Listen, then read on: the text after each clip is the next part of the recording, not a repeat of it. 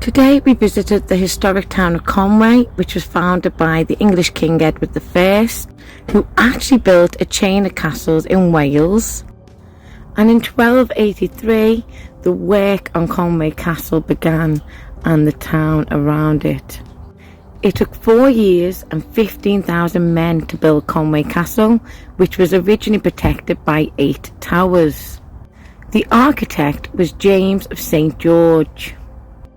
Now, the king did allow the abbey to stay, but he did make sure that he moved the monks away from Conwy. In 1295, the castle was besieged by the Welsh, and in 1403, the rebels led by Owain and Glyndwr, I can't pronounce his name properly, I do apologise, actually captured the castle, and I believe it was via some very creative methods of trickery. The walls were gradually built around the town. They're over 30 feet high and strengthened by 21 towers. Now, this fish shop I highly recommend. It's the nicest fish shop in Conwy. The food here is amazing, and it's down this little alleyway off the coast and you walk into it. It does have a front entrance around the other side, but most of us prefer this entrance here. It's actually quite a well-renowned little chip shop. Here's Nimway tucking into his now. I didn't actually fancy anything for lunch, so I waited till tea time. Despite these clouds rolling in, it was surprisingly warm and humid. The queue for the smallest house was absolutely massive. The house is 10 feet high with a frontage of 6 foot. You can probably fit 2 people in comfortably.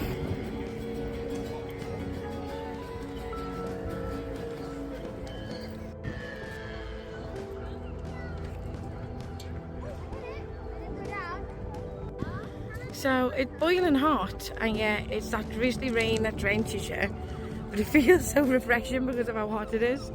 Typical for Wales, but just look at these views. This is what I come to Conwy for. Oh, I just love being on the front of Conwy. Until the introduction of the suspension bridge in 1826, which was designed by Thomas Telford, access to Conwy was predominantly by the ferry system. But this is one of my favourite seaside villages in the UK. My mum loves a good soggy sausage roll in Wales, and the rain never puts an weight off anything, as I'm sure you've guessed by now.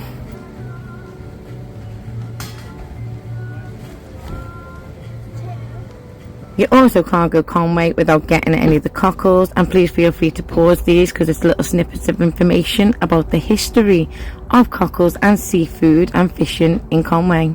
And this is the medieval quarter. The castle actually became derelict in 1627 and was sold to Lord Conwy. Repairs were done during the 1642 Civil War, and it was garrisoned at that time. This is a beautiful herb garden that is free for the public to harvest from. I thought this was simply beautiful. Golden oregano. Oh, sedum. Fennel.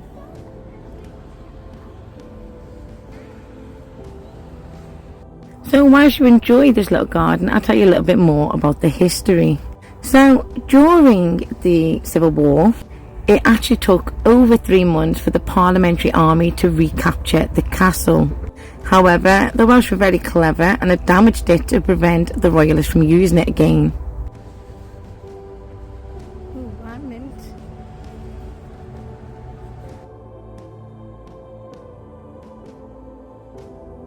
And Jester's is the friendliest and cutest little coffee shop. You can't miss it. The views from the windows are spectacular. And obviously the world famous night shop, and my family absolutely love it in here. That's gorgeous, isn't it?